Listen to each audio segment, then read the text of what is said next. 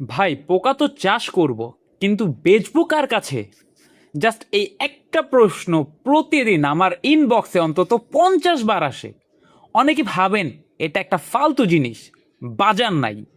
আবার অনেকে না জেনে ভুল পদ্ধতিতে চাষ করে পুরো ব্যাচটাই লস খান। আজকে কোনো লুকোছাপা না, একদম রিয়েল হিসাব দেব। এই পোকা দিয়ে আসলে কি হয়, কিভাবে চাষ করবেন, আর ভিডিও শেষে এমন একটা বড় সুযোগের কথা বলবো যা আপনার এই পোকা চাষের পর বিক্রি নিয়ে সব চিন্তা দূর করে দেবে।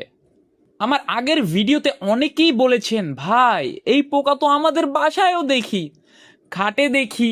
কিন্তু ভাই, এটা ওইটা না। একটা হচ্ছে দেশি ঘুন পোকা, আরেকটা হচ্ছে আমার সুপার ওয়ার্মের মাদার বিটল। পাশাপাশি রাখলে দেখবেন দেশি পোকাটা সাইজে বড় আর রংটা একটু ফ্যাকাশে, আর এই কুচকুচে কালো একদম ফ্রেশ পোকাটাই হচ্ছে সুপার ওয়ার্ম মাদার বিটল। উঠতে পারে না, কামড় দেয় না, যেখানে রাখবেন সেখানেই আছে, গন্ধ নাই। আর এদের খাওয়ানো লাগে কি? একদম সহজ, শুধু ভুসি আর 2 থেকে 3 টুকরা আলু বা পেঁপে 3 দিন পর পর দিলেই শেষ। তবে এখানে একটা সিক্রেট ট্রিক বলি, যা সাধারণ মানুষ ভুল করে। একজন কাস্টমার কি করেছিল জানেন? সে ট্রের ভিতরে পানি স্প্রে করে দিয়েছিল। আপনারা কিন্তু ভুলেও এই কাজ করবেন না। পানি দিলে ভুসিতে ফাঙ্গাস ধরবে আর পুরো ব্যাচের পোকা নষ্ট হয়ে যাবে। আবার যদি অতিরিক্ত আলু বা পেঁপে দেন, সেখানেও রিস্ক থাকে।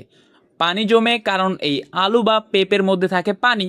এই পানিটা পোকা খাবে, যদি বেশি পানি খায় আবার সেই একই জিনিস, গমের ভুসির মধ্যে ফাঙ্গাস পড়ে যাবে। আজ আপনাদের সামনে এক্সপার্ট হয়ে জ্ঞান দিচ্ছি ঠিকই, কিন্তু আজ থেকে বেশ আগে আমি নিজেই এই ভুলটা করেছিলাম। অতি উৎসাহিত হয়ে অনেক অনেক আলু দিয়ে ফেলেছিলাম।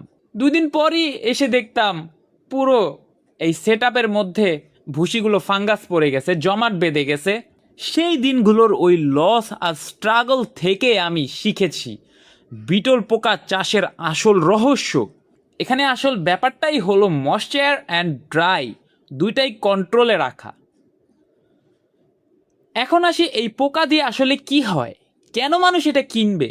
ভাই, বিটল পোকা বিশেষ করে মূলত পোলট্রি ফার্ম, মাছ বা পাখির জন্য উচ্চ প্রোটিন সমৃদ্ধ খাবার হিসেবে ব্যবহৃত হয়। মুরগি, কোয়েল, টার্কি বা শৌখিন পাখির জন্য এটা অত্যন্ত পুষ্টিকর খাবার।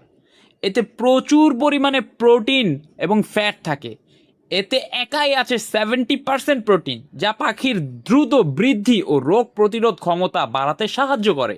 আপনাদের অ্যাভিয়ারিতে লাভ বার্ড, কোকাটেল, ফিঞ্চ বা বাজিগর টাইপের যে পাখিগুলো আছে, এগুলোকে হাই প্রোটিন ডায়েটের জন্য এই সুপার ওয়ার্মের লার্ভা তারা যে কি পরিমাণে পছন্দ করবে। এই যে দেখেন আমার মুরগিগুলো, এগুলো দেশি মুরগি, কেউ বলবে কি পরিমাণে সুপার ওয়ার্মের লার্ভা ওরা পছন্দ করছে। আর যারা পাখি টেম করতে চাচ্ছেন, তাদের জন্য তো এই জিনিসটা মাস্ট। দেখেন, এই সুপার ওয়ার্মের লার্ভা দিয়ে যদি দেশি মুরগি টেম হয়ে যায়, তাহলে তো আর কি বলবো, বলার কোনো জায়গাই নাই। এটা আপনাদের লাগবেই। বাজারের যত দামি দামি কমার্শিয়াল এগ ফুড বা সাপ্লিমেন্টের চেয়ে এই লাইভ ফুড বা জ্যান্ত পোকা পাখির শরীরের জন্য কয়েকশো গুণ কার্যকরী। এতে পাখির গ্রোথ হয় চমৎকার, আর ডিম বাচ্চা নষ্ট হওয়ার হার শূন্যে নেমে আসে। আর আপনি যদি পাখি টেম করতে চান, যে কাজটা হতে বছর মাস লেগে যায়, সেই কাজটা এই সুপার ওয়ার্মের লার্ভা দিয়ে খুব অল্প সময়ে হয়ে যাবে। বাজার থেকে কেনা ফিডের উপর নির্ভরশীলতা কমিয়ে এই পোকা চাষের মাধ্যমে খামারের খাবারের খরচ অনেক গুণ কমিয়ে আনা যায়।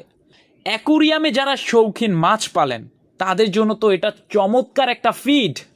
সহজ কথায়, বিটল পোকা হলো খামারিদের স্বল্প খরচে উন্নত মানের পশু খাদ্য তৈরির অন্যতম একটা মাধ্যম।